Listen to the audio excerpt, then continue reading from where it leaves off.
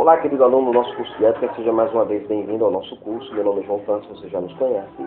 Seja bem-vindo a esta plataforma de estudos, que você tenha tido uma semana maravilhosa. Estamos encerrando a semana exatamente estudando um problema ético, como vocês bem sabem.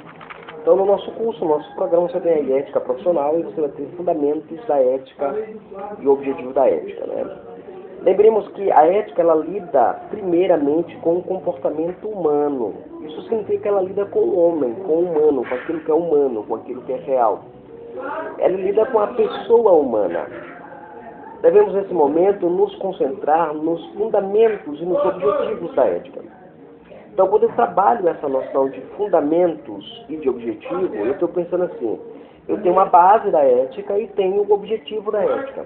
Nesse objetivo da ética, eu preciso compreender o propósito com o qual a ética é formulada, praticada pelo agente moral que a gente chama o ser humano. Agora, eu primeiro preciso compreender o princípio fundamental da ética. Qual é o princípio fundamental da ética? Né? Alguém já disse que o princípio fundamental da prática ética é a volição em direção ao bem. Volição aqui entenda-se como vontade, não apenas o ato de movimentar-se fisicamente, mas o ato da vontade de querer praticar o bem. É necessário fazer o bem e evitar o mal, diz o Murilo Camargo no seu livro A Ética, né? Os fundamentos da ética geral e ética profissional. Então, ao declarar isso, o Camargo ele propõe para nós que devemos olhar para a ética dentro dessa perspectiva do movimento, da volição da prática do bem. Similarmente, o nosso querido Sócrates, ele vai dizer isso quando vai falar sobre a questão da ética propriamente dita. Mas a grande questão a ser discutida é o que é o bem. O bem é tudo aquilo que está de acordo com a natureza em geral e especificamente com a natureza humana. Ou seja, então o bem é tudo aquilo que está em harmonia, que não me causa dano, que não me causa sofrimento, que não me causa lágrimas. Isso aí não é o bem. Então não é a prática virtuosa da moral propriamente dita, porque o alvo da moral, lembra lá, no princípio socrático e da maioria dos filósofos, é a eudemonia, né, que é a busca pela felicidade, a busca pelo prazer, a busca da prática do bem. Então, quando eu trabalho a prática do bem como sendo a expressão do princípio fundamental da ética, e a ética é exatamente a prática da virtude do bem, né? Então, eu vou entender que nessa prática da virtude é necessário que ela esteja em harmonia com toda a natureza humana.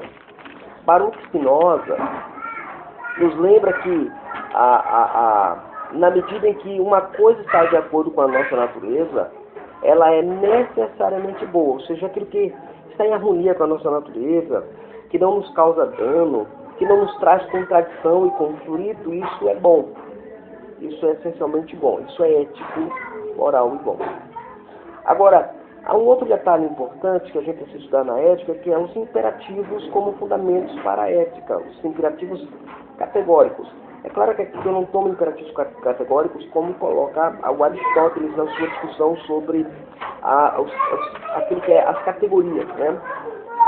Eu considero aqui imperativos categóricos como sendo uma referência específica que é inata.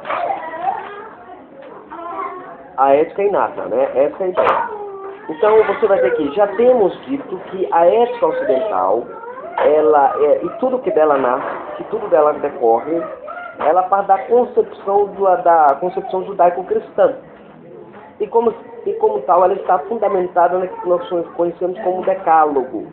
Então, o princípio dos imperativos categóricos da ética, para definir o que é bom, o que é certo, o que é correto, o que é moral, geralmente os situacionistas vão colocar como referência o homem. O indivíduo em si, ele é a referência para a prática do bem e do mal, né? E na concepção ocidental, judaico-cristã, não. A referência é um ser divino que determina o que é certo, o que é errado, o que é bom, o que é mal. Esse ser divino, ele captura para nós a ideia própria do que é a ética. E nesse princípio se estabelece o decálogo. Um exemplo básico disso é a questão das discussões que nós vamos ter mais à frente sobre vários comportamentos éticos que estão sumarizados, resumidos no decálogo, dentro da estrutura ocidental, como nós bem sabemos, da ética ocidental. Agora, seguindo desse princípio, dos chamados imperativos categóricos, eu preciso entender que tudo que eu vou fazer como indivíduo, como agente moral, decorre desses princípios, ainda que eu não os reconheça, ainda que eu não os atualize para a minha vida cotidiana, e ainda mesmo que eu os ignore, né? Que eles não são úteis, como fazem geralmente os materialistas. Mas até a ação dos materialistas estão vinculadas de alguma forma a esses imperativos categóricos que são usados na ética como o decálogo. Isso eu falo da parte aqui ocidental. De modo particular, a ética ela precisa de um padrão para você poder avaliar o comportamento de alguém, como nós vimos quando nós discutimos a questão da metaética. Né? Muito bem, chegamos aí aos fundamentos da ética. Quais são os fundamentos? Quais são os alicerces que encontramos na prática ética, na prática moral do indivíduo? Né? Eles seguem e possuem uma estrutura tríplice. Quando eu falo de fundamentos, esses fundamentos são vários, mas eu quero trabalhar três fundamentos principais. Esses três fundamentos principais são chamados de fundamentos que estabelecem para nós a ética como um todo, ok? Então, os fundamentos, primeiro, são os fundamentos físicos, né, que são ligados à questão da física, da physis, daquilo que você compreende, daquilo que você percebe, daquilo que você tem. Você vai ter também os fundamentos espirituais. A ética, ela é essencialmente religiosa, ela não é arreligiosa, né? Ela vai estar sempre vinculada à questão do espiritual. E o outro fundamento é o fundamento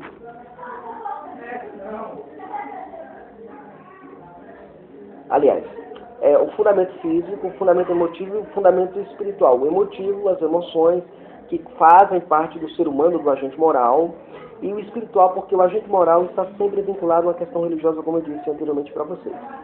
Consideremos o nosso primeiro fundamento. O nosso primeiro fundamento no estudo da ética é o fundamento físico, ou a physis.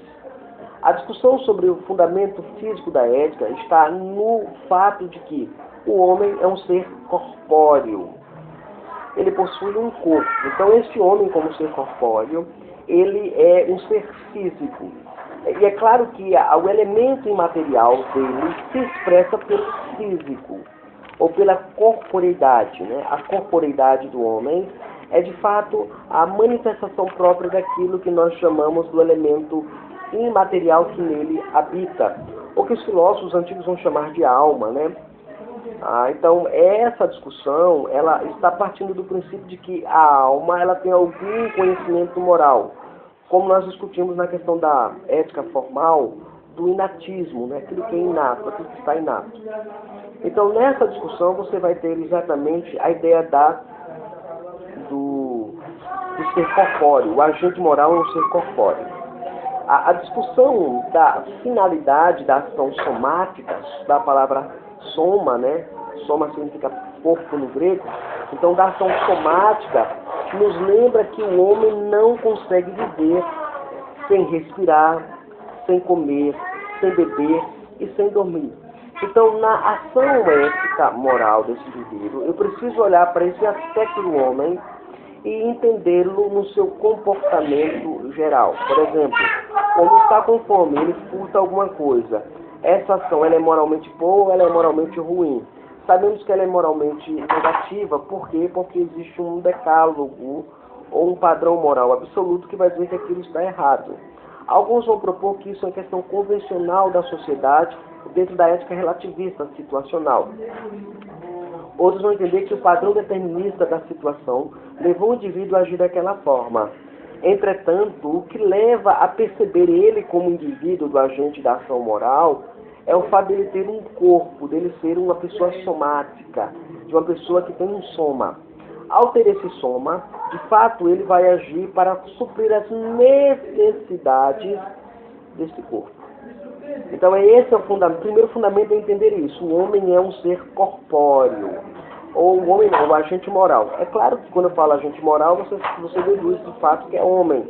Homem aqui no sentido genérico, tanto homem quanto mulher. Ok? Muito bem, nessa ação somática. E aí o Miller nos lembra exatamente que ele não consegue viver sem essas coisas. Sem o ar para respirar, sem a comida para sustentar o corpo, sem a água para descidentar a sede e sem a cama para que possa dormir.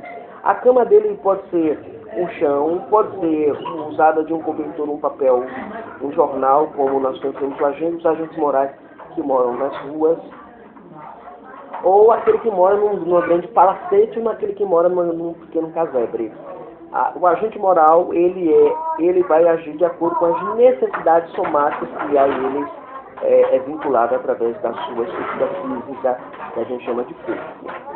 Também a ética, ela considera o desenvolvimento em plenitude e bem-estar deste homem. Então, quando eu olho para esse homem como um agente moral que tem uma estrutura somática, isso implica dizer que eu devo olhar para ele como alguém que está em desenvolvimento, porque a ética vai olhar isso. Esse indivíduo, ele começa desde bebê, vai se desenvolvendo como agente moral, crescendo, e a busca dele é a plenitude e o bem-estar da sua física, do seu corpo, ok? Então, quando eu olho para essa perspectiva, eu vou entender que, de fato, esse agente moral vai agir circunscrito ao corpo. Muito bem. Esse agente moral deve ter cuidado com a saúde própria e com a saúde alheia. É um dever de cada pessoa reclamado e exigido pela sua natureza. Então, quando você está adoentado, quando você está doente, a primeira atitude sua não é desprezar o soma, como faziam os gnósticos. A filosofia gnóstica dizia o seguinte, que o corpo é mau, o elemento imaterial do homem é bom, então eu preciso me libertar do corpo, então eu não devo cuidar dele, não devo zelar por ele, não devo nutri-lo, não devo alimentá-lo, não devo banhá-lo e tudo mais.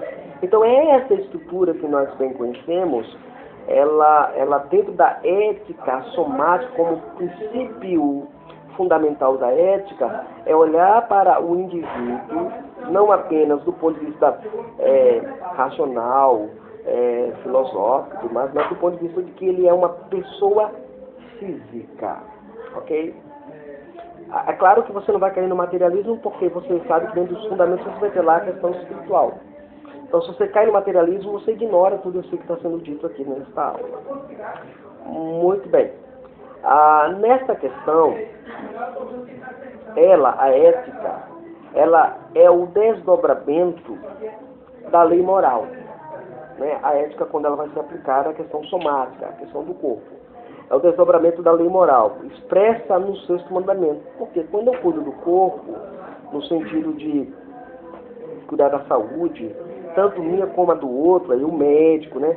O médico, a primeira atitude dele, a atitude ética dele é cuidar da física. O cara está com hemorragia, então ele tem que conter essa hemorragia. O cara está com fraqueza por meio de desnutrição, perda de líquido e essa situação todinha. Então a primeira atitude desse agente moral, né, chamado homem médico, que está dentro da ética médica, é primeiro cuidar da física, do soma desse indivíduo. Então ele tem que cuidar da sua própria, como do indivíduo que ele está atendendo, sendo aí um princípio estabelecido para o sexto mandamento. Temas como o aborto, né?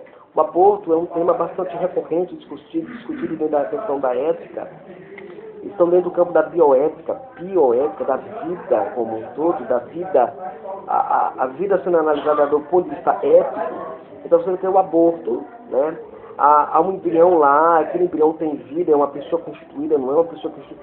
Essas discussões filosóficas você vê dentro das academias, e inclusive dentro dos congressos nacionais, tentação de aprovação da lei abortista e tudo mais, levando a problemática do aborto como uma questão de saúde pública, o que eu, dentro do meu elemento filosófico e ético, me vejo que não é questão de saúde pública, é questão de preservação mesmo. Se você não quer provocar aborto, pensa nas consequências de um ato sexual, né, fora do matrimônio, fora do casamento e fora dos ditames da moral e da ética estabelecida dentro do padrão que nós conhecemos da ética ocidental. Então, se você não quer um filho agora, não adianta você tentar forçar um relacionamento onde você vai poder provocar essa questão do aborto que nós estamos considerando dentro da bioética, né? Tem também a questão da eutanásia.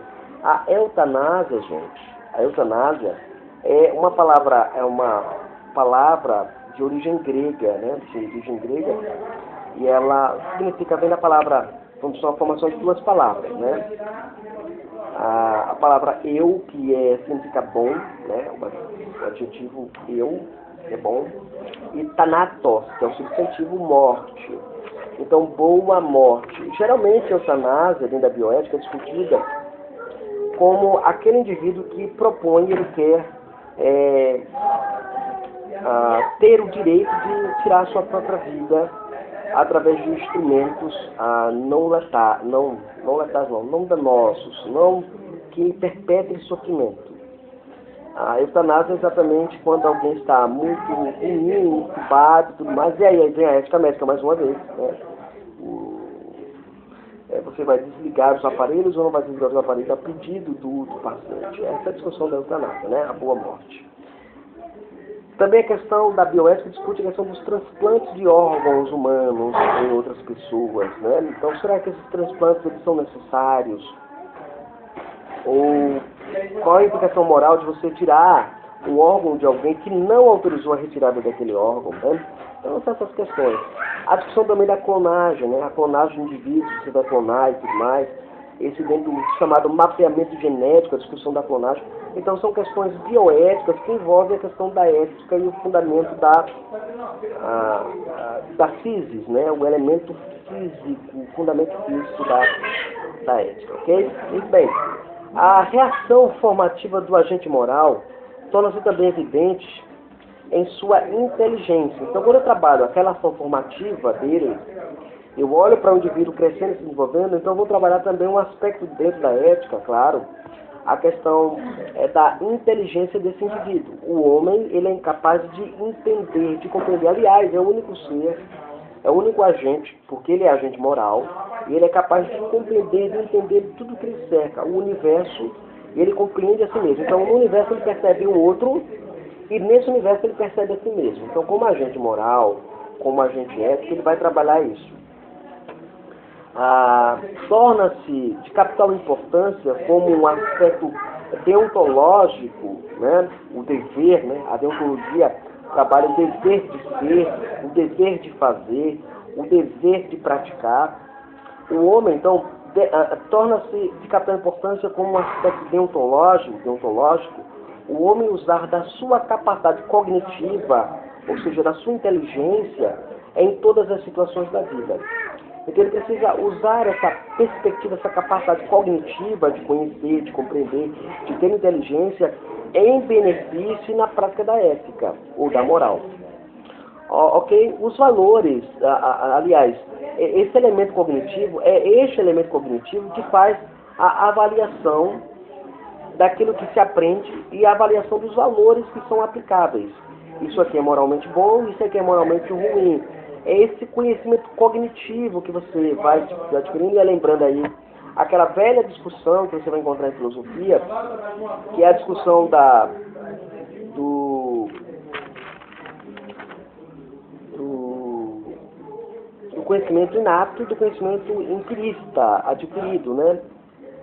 E é claro que o elemento do conhecimento, ele trabalha essas duas proposições. O conhecimento a priori, ou seja, inatista, e o conhecimento a posteriori, o conhecimento adquirido pela experiência. Então, ele avalia essas situações na experiência da vida, porque ele tem algum julgamento moral ou conhecimento tácito que ele adquire quando ele nasce, e aí você vai entrar na discussão daquela ética formal, como nós discutimos, a questão da implantação da lei. Se você assistiu a aula lá no primeiro módulo, você vai lembrar disso de fato. Então, essa discussão ela é importante para nós, né? Então, ele vai fazer a avaliação daquilo e aplicá-la no seu dia a dia, né? os valores inerentes, avaliando-os e aplicando de maneira fundamental e circunstancial a cada momento em que ele está ali presente. Muito bem. Ok, chegamos aí, dentro do fundamento dessa physis, nós encontramos também a volição humana. A volição humana, entenda-se que volição não apenas no sentido do movimento físico, como eu já falei para vocês, né? Entenda-se que volição como vontade, a vontade humana. A vontade, ela é, de fato, a faculdade fundamental para a tomada de decisões. Então, você vai tomar alguma decisão na sua vida. Essa decisão, ela tem que ser uma decisão pautada na ética e na moral. E essa decisão, ela está ligada à sua vontade. Então, o agente moral, ele precisa ser eticamente capaz de decidir alguma coisa. Se nós falamos de vontade, e se nós falamos de capacidade cognitiva de decisão, então eu posso falar de moral e posso falar de ética livremente, porque eu não estou falando com robôs. Não há robôs. Mesmo aqueles que têm uma ética formal, eles entendem que eles não são robôs, eles são obedientes a um padrão superior que eles são colocados. É como o cara que está dirigindo no trânsito, ele tem que dirigir de acordo com as regras. Ele não se vê como um robô, porque se ele se visse como um robô, ele não seria um agente moral. Ele não sendo um agente moral, ele não seria uma pessoa responsável pela sua ação. Ele não sendo um agente moral, ele não teria vontade, ok? Muito bem. Partimos agora para a questão do fundamento da emoção dentro do fundamento da ética, né? Os fundamentos da emoção. As emoções consistem no poderoso emblema que nos lembra quem somos. Que nós somos seres humanos. O dito de Pascal, o filósofo, é bastante elucidativo nessa questão. Quando ele diz, o coração tem razões que a própria razão desconhece. Ou seja, ele está falando assim das emoções. As emoções nem sempre elas são racionais. Na maioria das vezes elas não são racionais, né? E aí a razão desconhece o motivo por que nós somos emocionais, né? O círculo de emoções são grandes, né? O círculo de emoções são grandes na existência humana. As paixões podem criar o modeísmo, né? O monodeísmo, que é uma só ideia centralizada nas ações das pessoas, escravizando-a e enfraquecendo os seus valores. Ou seja, aquele indivíduo que só olha para um único aspecto do seu sofrimento, ele vai enfraquecendo o arcabouço moral na qual ele está inserido. Outra questão também, a questão do prazer. Aqui que nós chamamos que a prática ou a busca da ética é a prática da eudemonia, que é a busca do prazer, da felicidade, né? Também a gente chama de hedonismo. O hedonismo também está dentro dessa categoria, que é a busca própria do prazer. Então, na prática da ética, você pode procurar o prazer e a dor, o sofrimento. Fazem parte também da ação emotiva do homem e da dualidade da prática sentida. Ou seja, quando eu olho para a discussão lágrima e sofrimento, lágrima e alegria, dor e sofrimento, doença e saúde, essa dualidade prática que existe na vida do indivíduo, ela oscila a sua emoção em relação à physis. Quando eu trago sofrimento ao meu interior, ao meu íntimo, isso não é bom porque, como nós vimos, né, ela entra em conflito com a physis ou com o soma. Ao entrar com o soma, que é a busca da prática do bem, ou seja, em contato com a prática do bem, então aquele momento de sofrimento não é algo bom, né? Muito bem. Então, a discussão da dualidade dentro da emoção está a questão do lindo e do feio. Outras emoções, como a raiva, é tida como um impulso desordenado, porque ela é nutrida e alimentada sem racionalidade. Às vezes, ela age de maneira irracional e sem perspectiva de uma direção correta de comportamento, ok? Muito bem. O propósito da ética, nesse caso, no campo das emoções, é fazer com que o homem busque o quê? O equilíbrio entre as emoções positivas e negativas. Nessa discussão, a ética ela nos ajuda a perceber as coisas que estão em nossa volta, para que a gente possa ter o equilíbrio necessário na existência. E por fim, o outro fundamento da ética é o fundamento da espiritualidade. Ou seja, o homem é o agente moral, ele é essencialmente religioso. Ele é essencialmente um agente religioso. Ele é um ser emotivo, mas é um ser bastante religioso, é um ser espiritual. A vida humana é a experiência da transcendência permanente. E é precisamente a consciência do absoluto que faz emergir a provisoriedade estrutural da vida humana. Ou seja, quando aqui quem vai falar é o Oliveira, o filósofo Oliveira, ele vai dizer exatamente isso. Ele vai colocar para nós que essa vida ela é uma experiência de transcendência permanente. Ou seja, você vive aqui, mas na certeza de que há algo transcendente. Você não consegue explicar algo que você almeja, deseja. Quando você pensa em paz, em ambiente pacífico, você lembra primeiro de uma cachoeira, de um local bem arborizado, verdejante, lembrando você o enigma edênico. Esse princípio edênico é o princípio da relação outrora perdida com o absoluto, com o Criador, com o motor imóvel de Aristóteles, com o Logos de Sócrates, ou mesmo propriamente com o Deus judaico-cristão que você propõe e entende como sendo aquele que vai te dar a direção para essas questões. E aí é precisamente essa consciência do absoluto que faz emergir a provisoriedade estrutural da vida humana, ou seja, aquilo que é provisório. Quando eu penso no absoluto, no padrão absoluto, eu penso que a minha vida ela é transitória. Então aí nasce a perspectiva da espiritualidade, fundamento ético e espiritual do indivíduo. Dentro de si, há um chamado para o absoluto, para o infinito, para o transcendente.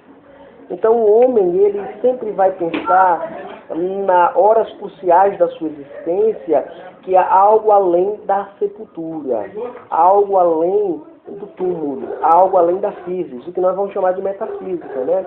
Então, dentro da metafísica, você vai discutir a questão da realidade ou não de Deus. Muito bem. Ou seja, o homem ele não se contenta com o relativo.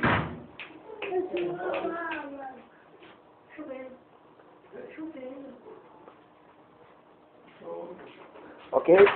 Então, você vai ter com a relação do relativo, né? Essa questão dessa questão do infinito e do transcendente. Ele não se contenta com o relativo, o finito, o imanente. Ele quer ir sempre além, inclusive de si mesmo. Toda pessoa ela procura uma realidade, um ser que satisfaça a sua tendência de busca por uma explicação além do mundo. Ok? E aí a forma mais comum apresentada pelas religiões é o encontro de um ser supremo comumente chamado de Deus. Então as religiões elas propõem para você para agir de acordo com essa moralidade, com essa ética da existência do ser divino. Cada religião é uma tentativa de tornar Deus um ser característico, com características bem definidas através das revelações, iluminações, das orações que são feitas, do rito, né? O rito propriamente dito. E aí, quando eu olho para o ser divino, ou para a divindade, a minha ética, ela agora se torna uma ética espiritual, uma ética espiritualizante. E aí a gente vai lembrar do dito de Agostinho, né? Agostinho, ele vai lembrar isso de maneira interessante no livro das Confissões. Você nunca leu as Confissões de Agostinho, seria interessante. Santo Agostinho vai dizer o seguinte: Senhor, o nosso coração está inquieto enquanto não repousa em Ti. Ou seja, a aceitação da religião surge dentro da própria pessoa de um desejo e necessidade de realização do ser humano. Ele precisa entender alguma coisa que o acalme, o equilibre, o coloque dentro da esfera do humano, mas do transcendente. O homem em si ele não é materialista, entendeu? Ele não tem essa perspectiva materialista na mente dele. Ele vai alimentando o materialismo porque ele acha que o materialismo é uma tentativa, uma fuga daquilo que é divino. Ok, Carl Jung, na sua discussão sobre, a gente chama de filosofia da religião, ele vai dizer assim, que no mais profundo da alma, o homem é um ser religioso, diz Carl Jung, o grande psicanalista também, né, e psicólogo. Carl Jung, ele vai falar sobre psicologia da religião, na verdade, psicologia da religião, ele vai falar disso. E o apóstolo Paulo, na sua escrita, vai dizer o seguinte: não sabeis que vós sois o corpo, nosso corpo é o templo de Deus, lá em 1 Coríntios, capítulo 6, ele vai mencionar esse fato, dizendo que, de fato, você olha para a soma, que é physis, que tem o elemento emotivo, mas a soma é o templo, é a habitação do divino.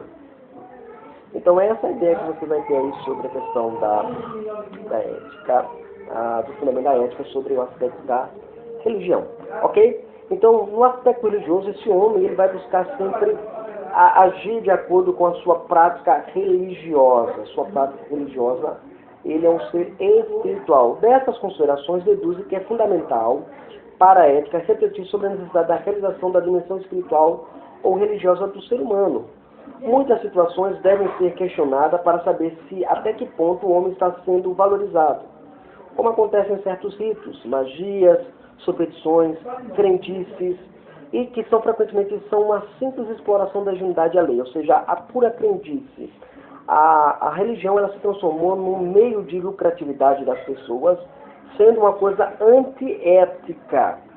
A religião é uma expressão de fé do indivíduo para ter contato com o divino. Então, a gente precisa entender que esse ser humano, tudo que fundamenta a ética humana, está exatamente alicerçado no princípio de que o homem é um agente moral, mas esse agente moral é um agente também emotivo, é um agente corpóreo, emotivo e espiritual, ok? Nós voltaremos na nossa segunda aula, tratando ainda desse aspecto do objetivo da ética nessas esferas que nós analisamos. Ok? Um abraço, até o nosso próximo encontro.